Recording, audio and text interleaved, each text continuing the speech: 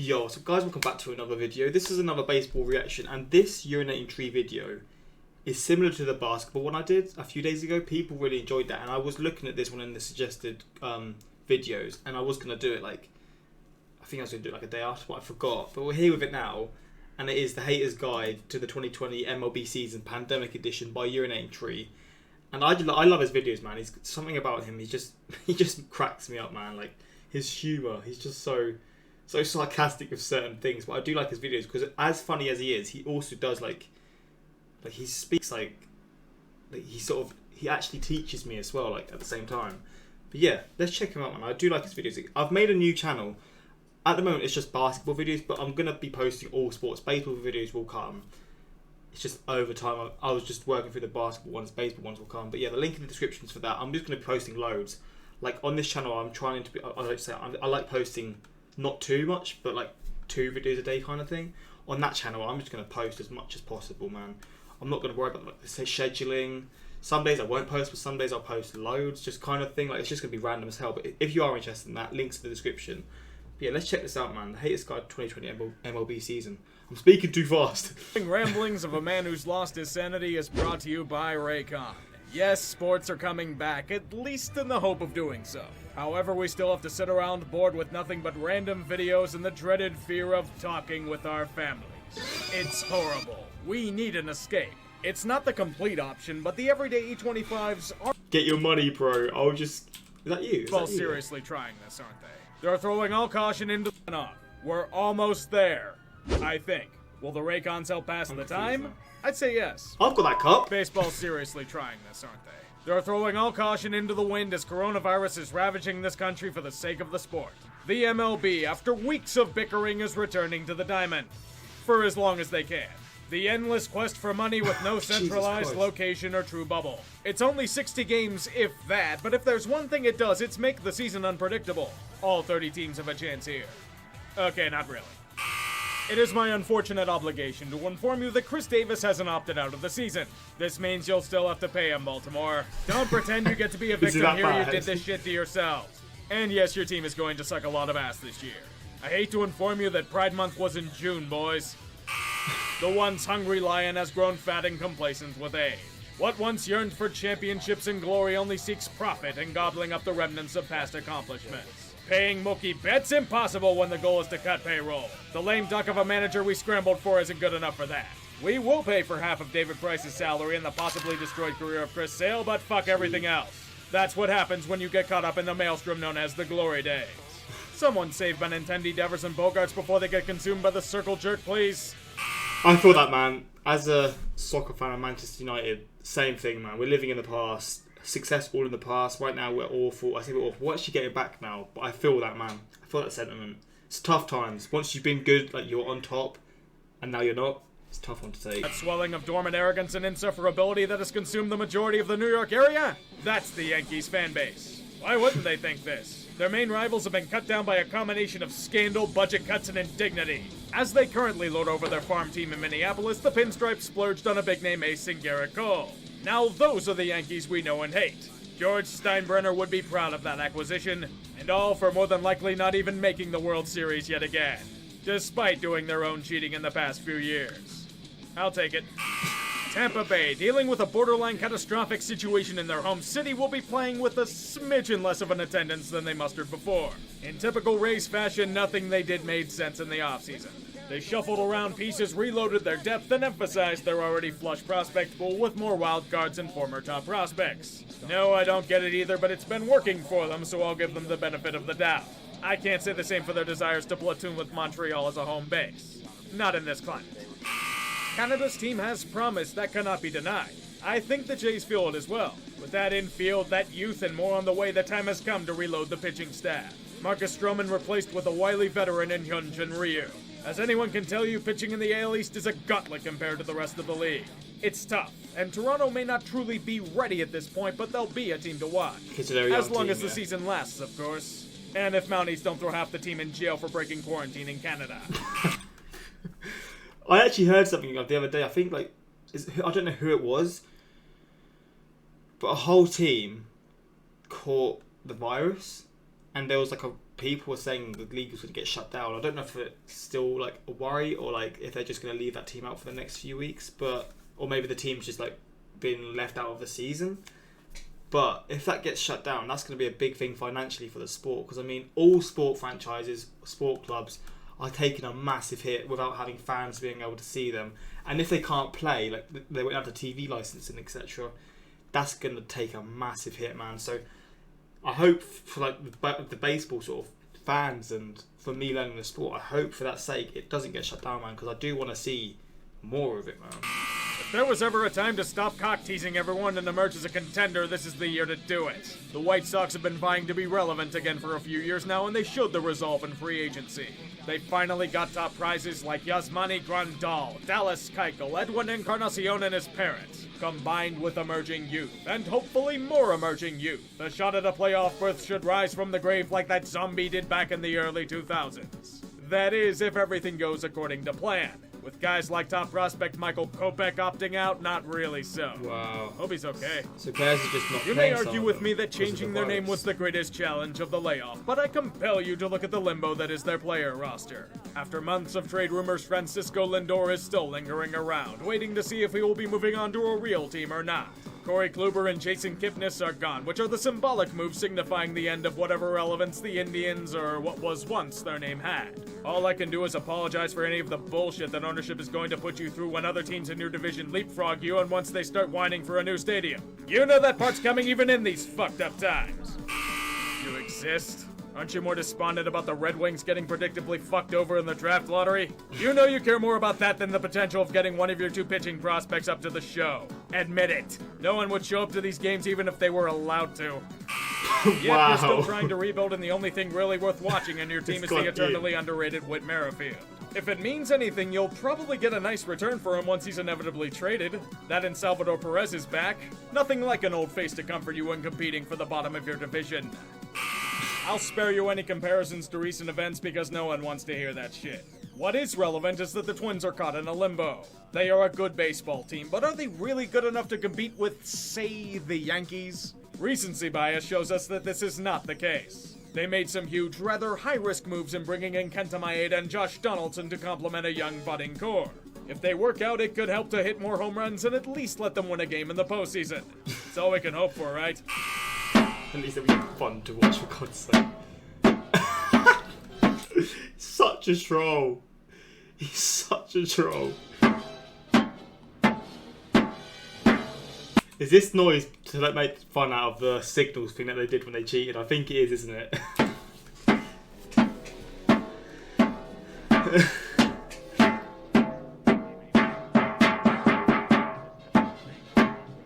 Jeez.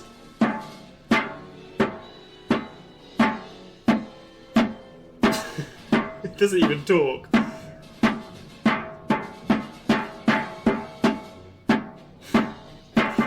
Such a troll, man. Have Mike Trout or Trout, not man. to have Mike Trout. Oh!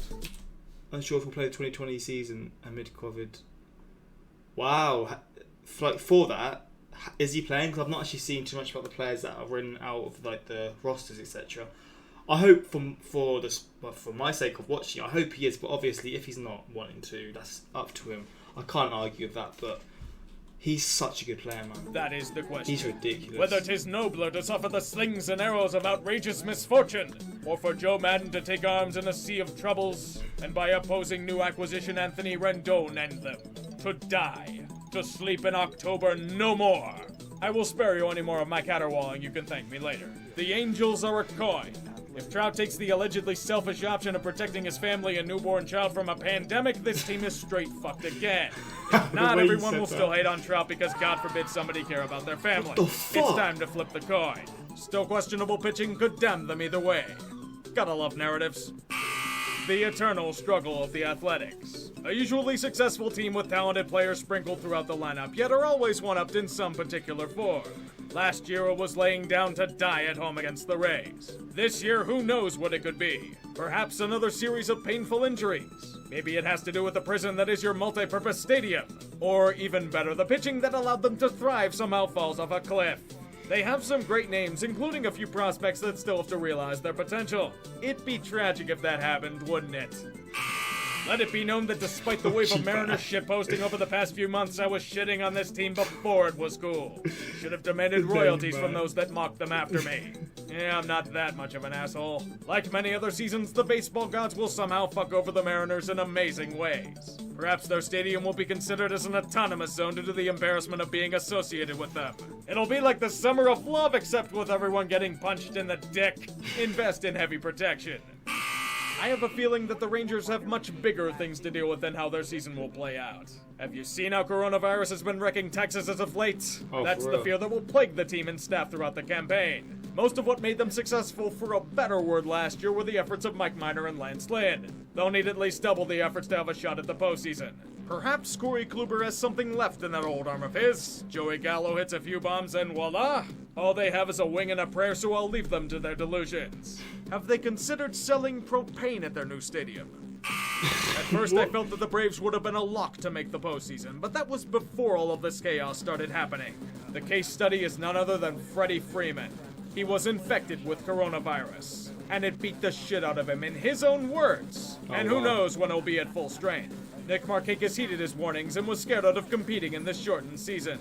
Do they have what it takes to repeat as division champs? We all know they still have room for improvement, particularly in pitching, but will it come now or later? They further bolstered the bullpen, but the starting rotation still has questions. I have confidence they will find their form, but is it misguided? Well, no one expects much out of you. It's another developmental year, and in the brutal NL East, that means you're going to become fish food more often than not. There are some promising pieces here, but they'll need more time before they can become effective players at this level. Perhaps the only numbers increasing won't be in the state's daily coronavirus case count. Their reward for their noble sacrifice? The second hardest schedule in baseball, loaded over by their division opponents in the AL East. At least you get Baltimore for a few of those games. They've been done dirty, yeah. How are you gonna fuck everything up this time? Season-ending injury to Thor, that's a good start. I do have one question. Has anyone actually seen Jed Lowry over the past 15 months? I feel like he's either a mythological being or another Ponzi scheme. As the Wilpons jockey to maintain some semblance of control while trying to sell the team and burn it to the ground, the Mets will somehow become LOL Mets. Even if it's not on the field, it's off of it.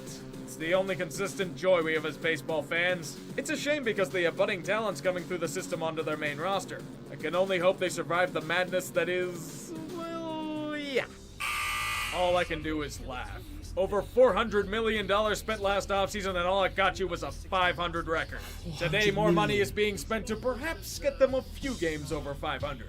Didi Gregorius on a bridge deal. Zach Wheeler on a holy shit, this is desperation deal. Next to nothing done about the bullpen and JT Realmuto lining up for a payday, be it here or elsewhere. If you were to talk to the team and most fans, he's one of the main keys to their success. The question is, do they have any money left to spare? That might be more important than how any season goes for them. After spending $400 million, not having money is understandable. Jesus Christ, they spent so much. That's mental. Would be a death blow to team morale. And if that happens, yikes. Just like the Capitals, you gave DC a reason to stop giving a fuck about the reign of Dan Snyder. Title defenses are tough, and losing Anthony Rendon sucks, but they should be in decent shape to try again. That huge amount of money given to Steven Strasburg should help out with that. The bench has also been bolstered, but they'll be without a few faces. Joe Ross isn't here, but he was competing for a pitching spot. The real loss is in Ryan Zimmerman. He will not be joining the team in the bubble. It's a huge blow since he's been the face of this organization for almost 15 years. That's crazy. And it also might mean his retirement. It's crazy how so many of the players aren't coming back. Like, I would have thought if a lot of these big players didn't want to turn up or return to the sport, which I'm not going to argue with, they maybe wouldn't go ahead with it. But I mean, I guess that would be awful financially. But it's crazy to me that so many players are opting not to play in it. Now all you can hope is that Juan Soto and Victor Robles don't get the Rona. And Max Scherzer. There's always trusty Max Scherzer to develop radiation powers to have another 20-win season. Let's take a listen to our trusty Cubs correspondent on how hopeful they are for the upcoming season. Shh. Let them sleep. Perhaps in their slumber they'll realize they still have potential. Finally live up to it. It's a pipe dream, but allow them that false hope. Let's count the dingers. Wow. Who gives up? 1 dinger. 2 dingers. Oh boy, are you ready, Cincy? Every other team in your division is either dog shit, self-destructing, or doing some semblance of a reload.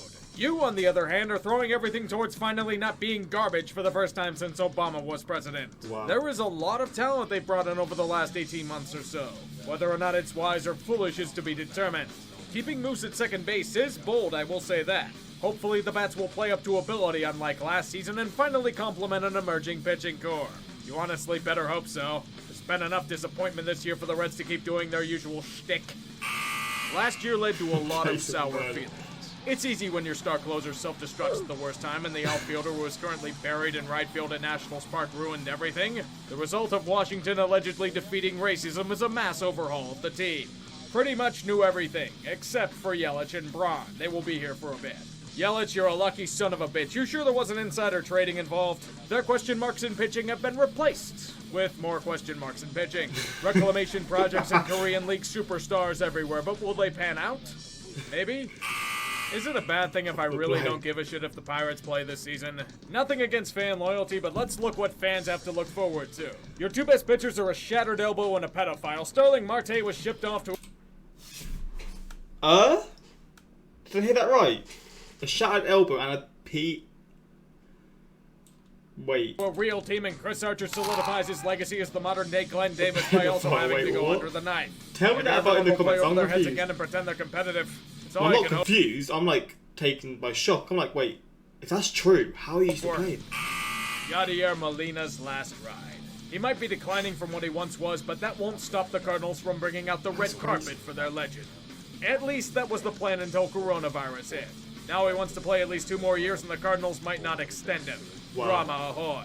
Adam Wainwright also still here. It's a barrage of old guard and a few tweaks in the hopes of getting back to the NLDS. As long as Jack Flaherty keeps up his second half performance from last year, they should be fine. However, with how unpredictable a 60-game stretch can be, I honestly don't know. Do you have any more of that pixie dust left? Oh yeah, Jordan Hicks is a diabetic, isn't he? That means he's not going to be joining you for this stretch. Oh man. Sorry, but not Health sorry. problems first. I still cannot comprehend Mad Bum in a Diamondbacks uniform.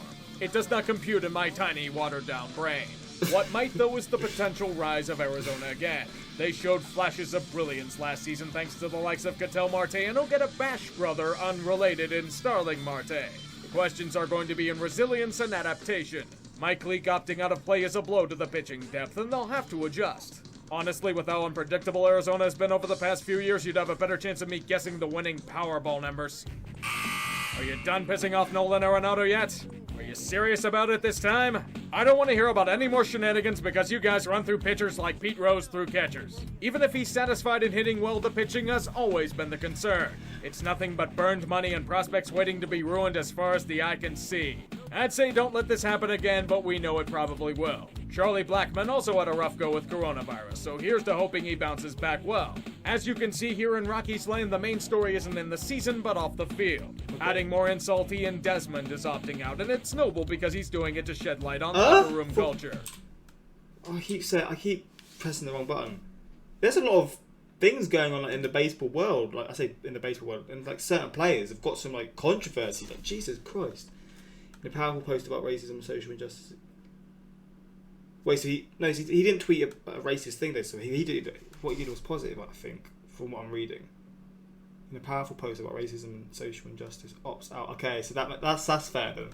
I initially thought he was racist. I was like, wait, what? Opting out, and it's noble because he's doing it to shed light on locker room culture. Meanwhile, Rockies fans cheer his decision as it prevents him from butchering center field. I read that wrong. Another year what? more My untold bad. millions thrown in the hopes of buying a championship. As the city of Los Angeles whined and bitched about allegedly being robbed of 2 World Series titles, they once again refused to look at the real issues surrounding their demise and mask it over with diamond-studded tape. It might be a good thing this season is shortened, since it may give the Dodgers a chance to sign Mookie Betts to a discounted mega extension, if that even makes sense. They even got David Price for the trouble, and now he's gone. I don't care that your team still looks really good. You'll set Kershaw up to fail again and be back in the same predicament in 4 months.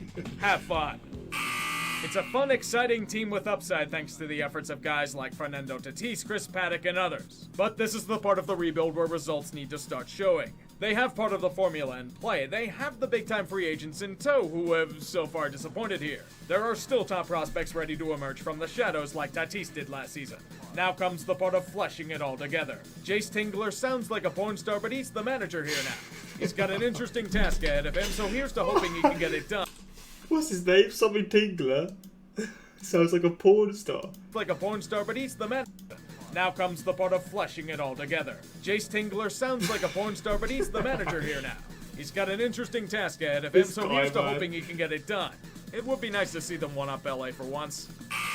So are we at the part of the timeline where we forget the Giants exist? The dynasty all but officially faded into the sunset last season, but there are a few old relics left.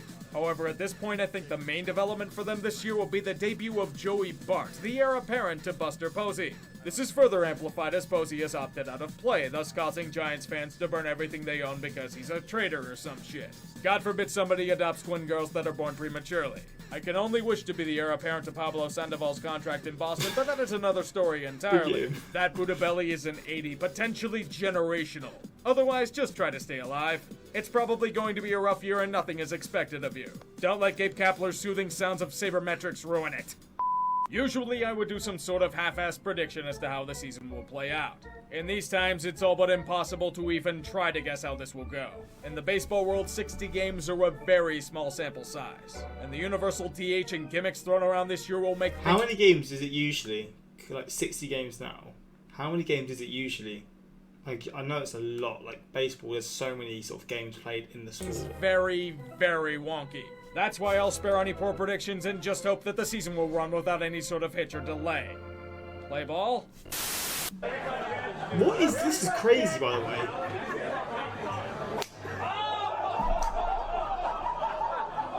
He's got some mad power on his arms, bro. When I saw that intrigued the hell out of me, man. I mean, he's got big arms, so he's gonna do fucking things like that. That's mental. I don't know why that's taken me off track, but yo, this is interesting, man. I do really enjoy his videos. The following rambling by a man who's lost his sanity, implying that Tree a Yinzer who has never sound mind first place. That's true. He's an absolute crazy man, but he's funny as hell. Thanks to Raycon, I can hear our Yoza's voice, slow descent into madness at the highest quality possible. What's the difference between Chris Davis and my dating life? Chris Davis will actually get first base. Wow. Is he that bad? Is he that bad? For God's sake. Minnesota Twins probably of New York Yankees. Ouch, Tree, ouch. Yeah, I can see that he will offend fans, but I feel like a lot of people take it tongue-in-cheek. They sort of know that he's a troll. And because he goes for every team, it's a bit different kind of thing. Like, he doesn't just go for specific teams. He has an agenda against every team, which is the best way, I think. Who is actually curious to see what the MLB and NBA return will look like without fans. It is different, man. It is kind of weird, but I mean, you've got to do the best with what you got, right? Like, we'd prefer sport, even though there's no fans. You will prefer sport without fans because it's something at least, right? Like, at least it's there for us. But I do see that, and it is very strange, man. Certain sports are using crowd noise from games. It's so weird. But it's just one of those things. Some people prefer it, some people don't. I like hearing the players sort of swearing at each other and just all that stuff, even though it gets bleeps. I do find it quite funny when you hear that stuff. But yo, appreciate the suggestions, and yeah, I'm definitely down to do more Urinating Tree. This was an interesting video. I don't really know who he said was the favourites. He had a few teams that are up there, but I don't really know who he said was the favourites. So if you're at this point of the video, comment underneath who your favourites are to win. Like to win basically. Like I'm not too sure who it would be. So who are your favourites? Just comment underneath who your favourites are for the season, and I'll be sure to read them like after I post a video. But yeah, I appreciate the support. I appreciate the suggestions. Like I said at the start, I've made a new channel. I'm going to be posting crazy amounts on there, just crazy amounts on there. So many different videos. It may not all be sport, it may just be random stuff, but I would appreciate if you gave it a look. And if you're interested, subscribe. If you're not, it's fair enough. But I appreciate the support. And until next time, subscribe, peace.